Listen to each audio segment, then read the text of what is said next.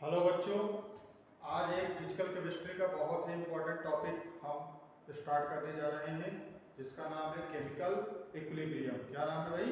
Chemical equilibrium नाम है। ठीक है, तो इसमें क्या होता है कि आप छोटे छोटे टॉपिक होते हैं इसमें, और अगर आप इसको अच्छे से समझ लिए तो बहुत ही आसानी से इसके क्वेश्चन बना ले जाते हैं, और इसके क्वेश्चन आने के बहुत ही चांसेस रहते हैं जेई में भी और नीट में भी।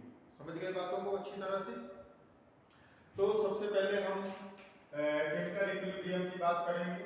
किसकी बात करेंगे भाई? केमिकल इक्विलिब्रियम की बात करेंगे। केमिकल इक्विलिब्रियम की बात करेंगे। केमिकल इक्विलिब्रियम में क्या होता है? इस chemical species involving in equilibrium. ठीक है, इसमें केमिकल स्पीशीज आपके आएंगी, और इसमें आपका ही केमिकल इक्विलिब्रियम में आप वही पढ़ते हैं कि इक्विलिब्रियम कब अचीव होता है। तो ये क्लोज्ड कंटेनर में होता है। किसमें होता है? ये क्लोज्ड कंटेनर में होता है, और ये रिवर्सिबल रिएक्शन होता है। कैसा होता है भाई? रिवर्सिबल रिएक्शन होता है। ठीक है, तो ये दो चीजें जरूर ध्यान रखना। और तीसरी बात ये होती है सबसे बड़ी कि ये मॉलिक्यूलर लेवल पर डायनेमिक होता है। क्या होता है?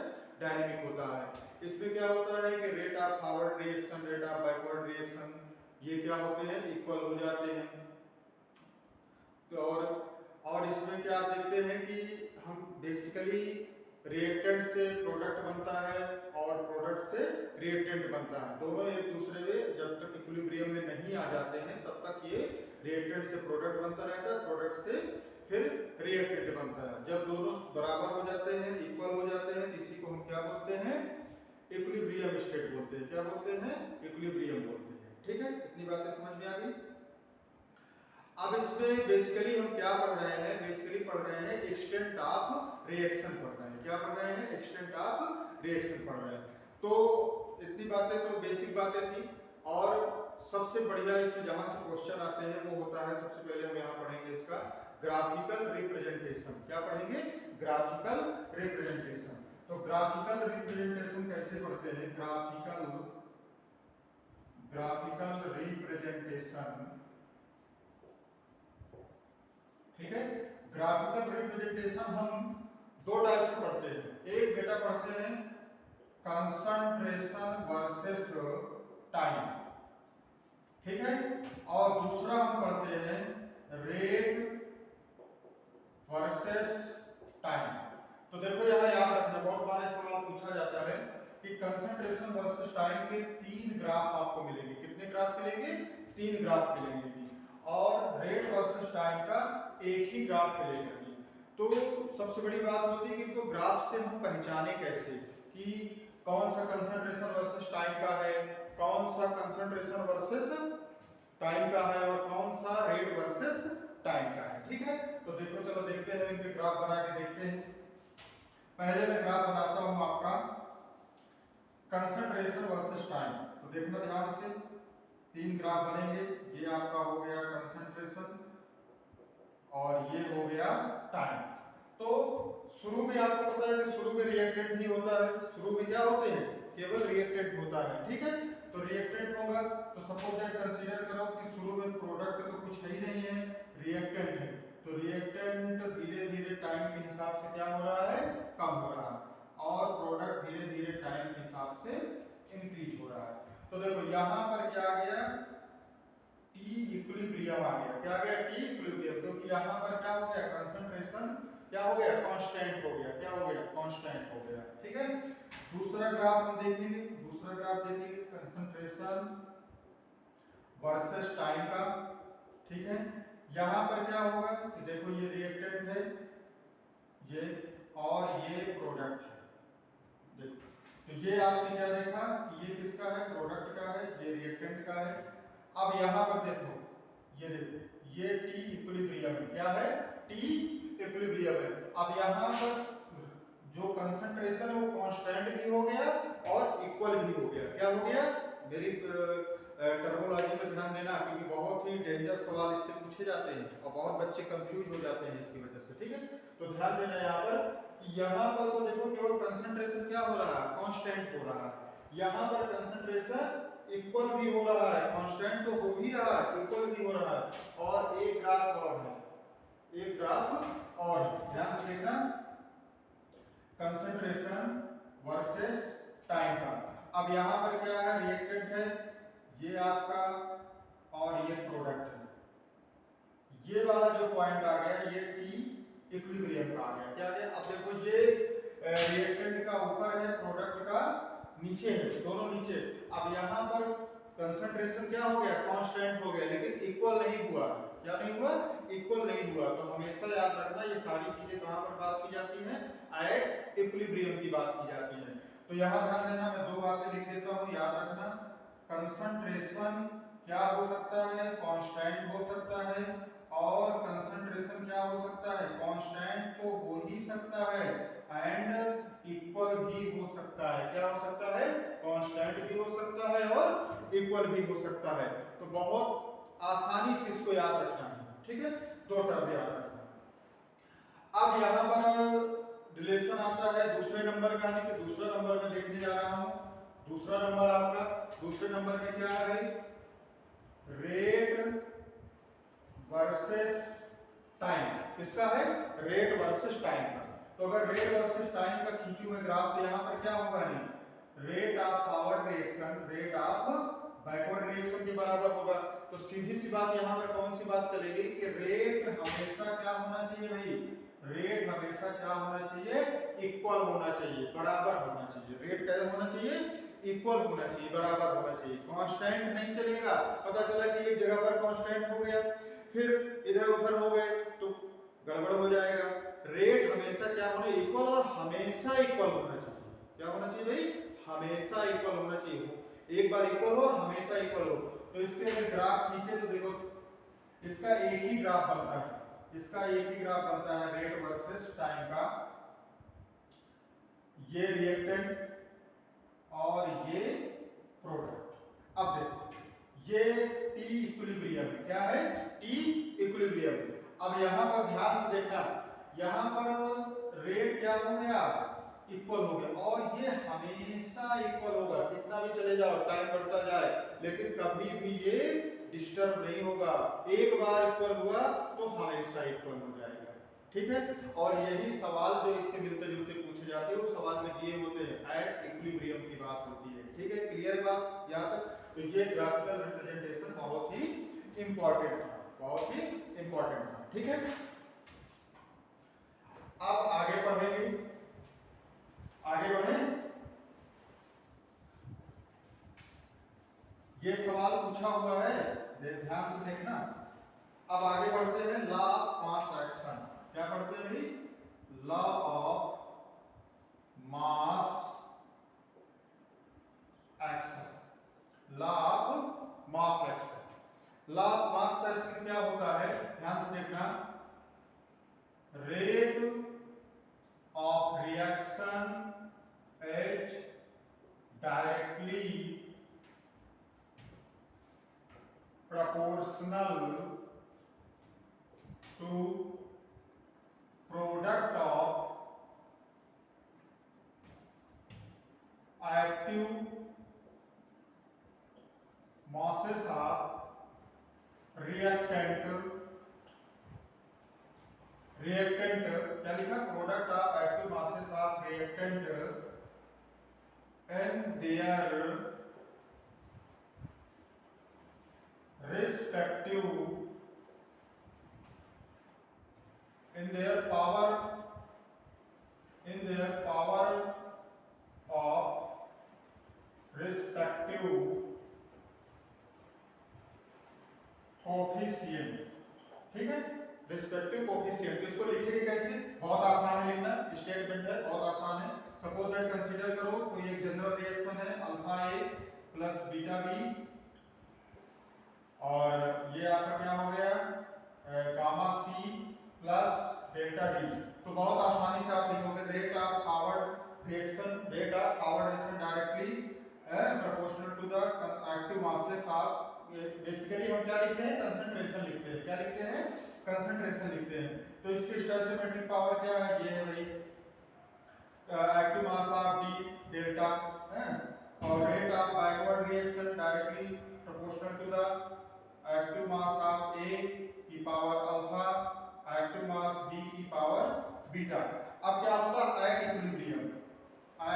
Equilibrium rate of forward reaction equal to rate of backward reaction हो जाता है। ठीक है, क्लियर है बात यहाँ तक? चलिए क्लियर है तो देखते जाइए। अब दोनों को मैं बराबर अगर इसके प्रोपोर्शनलिटी में हटाता हूँ, क्या ध्यान रखना, प्रोपोर्शनलिटी यदि मैं हटाता हूँ तो ये क्या हो जाएगा आर एफ इक्वल टू के एफ और सी की गामा डी की पावर डेल्टा। ये जो के एफ है ये क्या है, rate constant of forward reaction होता है। क्या होता है ये, rate constant for forward reaction. किसके लिए होता है, फॉरवर्ड रिएक्शन के लिए होता है। इसी तरह मैं आरपी के लिए लिख सकता हूं केबी एक्टिव मास ऑफ ए की power alpha active mass B की पावर बीटा। और जो ये केबी है rate constant for backward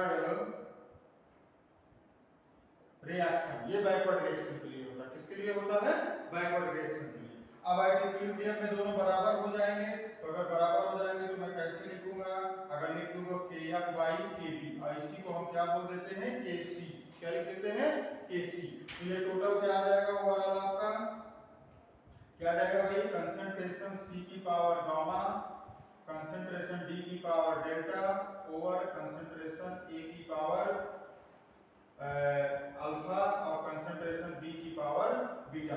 actually हम लिख क्या रहे हैं, लिख रहे हैं कंसंट्रेशन प्रोडक्ट ओवर रिएक्टेंट लिख रहे हैं। क्या लिख रहे हैं, ओवर रिएक्टेंट लिख रहे हैं। ठीक है, इतनी बात समझ में आई, रिएक्टेंट लिख रहे हैं। ठीक है, अब ये तो हमने कंसंट्रेशन के टर्म में लिखा, किस टर्म में लिखा, कंसंट्रेशन के टर्म में लिखा। इतनी बात क्लियर है, कंसंट्रेशन के टर्म में हमने लिख लिया। इसको हम प्रेशर के टर्म में भी लिख सकते हैं। प्रेशर के टर्म में अगर लिखना चाहो तो इसको बोलते हैं केपी।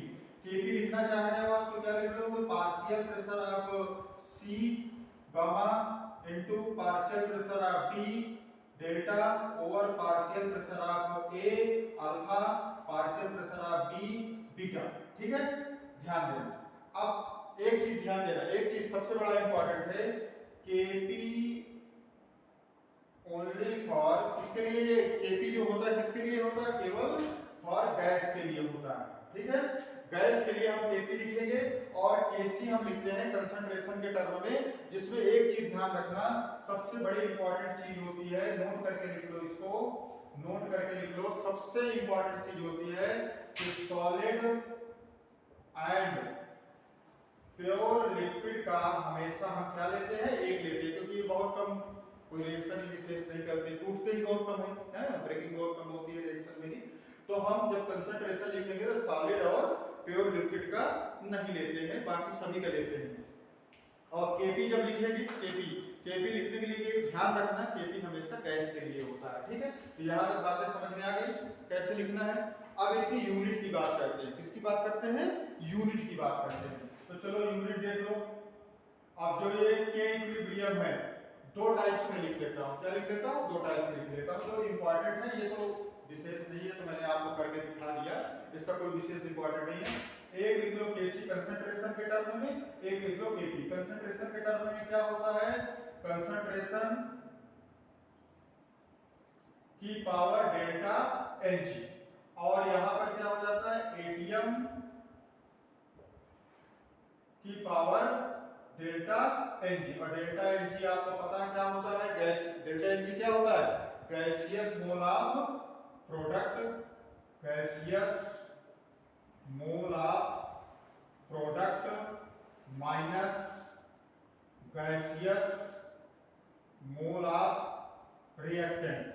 ठीक है, गैसियस मोल ऑफ रिएक्टेंट। तो ये बेसिकली मोल पर लीटर में एक्टिव मास क्या होता है, एक्टिव मास जो होता है बेसिकली क्या होता है, एक प्रकार का कंसंट्रेशन ही होता है। क्या होता है, कंसंट्रेशन ही होता है, ध्यान रखना है बात को। ठीक है, कंसंट्रेशन ही होता है ये एक्टिव मास जो होता है आपका। और इसको हम मोल पर लीटर में भी ले सकते हैं, ग्राम मोल पर लीटर में ले सकते हैं, ग्राम मॉलिक्यूल पर लीटर में ले सकते हैं। तो ऐसे करके इसमें दिया जाता है। इतनी बातें समझ में आई। बेसिकली आपको लिखना क्या है, प्रोडक्ट ओवर रिएक्टेंट लिखना है। क्या लिखना है, प्रोडक्ट ओवर रिएक्टेंट भी लिखना है। ठीक है, इतनी बातें समझ में आई। यूनिट भी आपने देख लिया। डेल्टा एनजी निकालना बहुत आसान है। गैसियस मोल ले लें दोनों साइड के और देख लेना। अब इसके कुछ एप्लीकेशन देख लो। एप्लीकेशन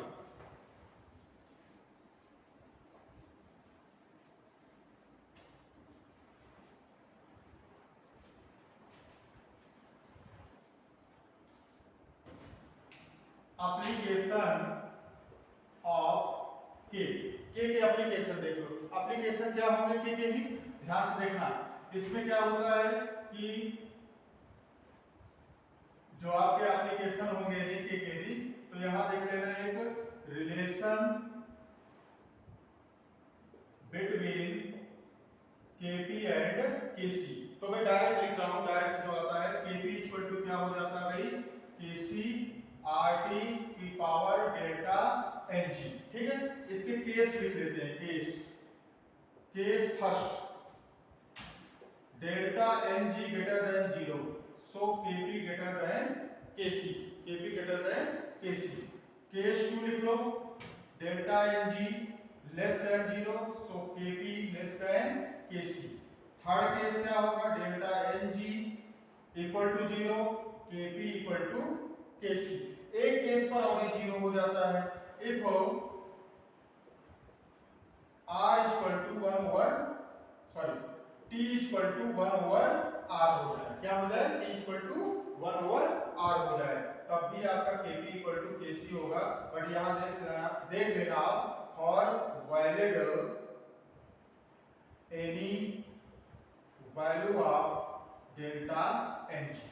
फॉर वैल्यू किसके लिए हो, delta any value of delta ng हो जाता है। ठीक है, डेल्टा एनजी हो जाता है।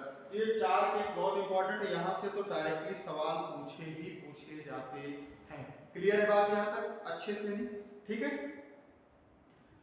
समझ में आ गई है बात कि एप्लीकेशन में रिलेशन बिटवीन में क्या होगा इसका।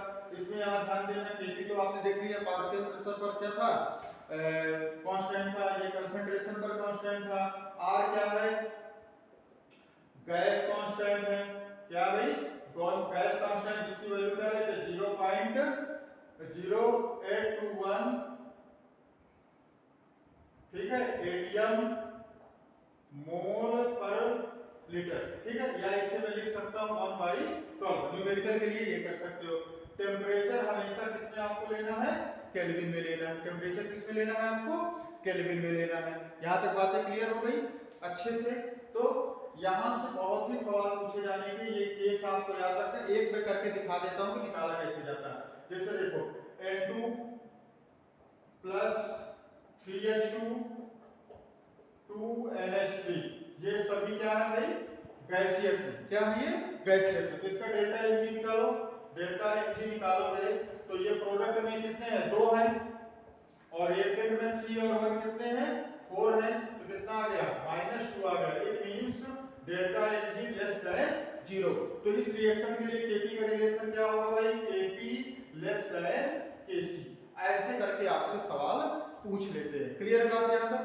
ठीक है, ऐसे करके हम देखते रहेंगे। तो केमिकल इक्विलिब्रियम पे बहुत छोटे छोटे टॉपिक्स होते हैं, आप देख करके समझ सकते हैं। ठीक है।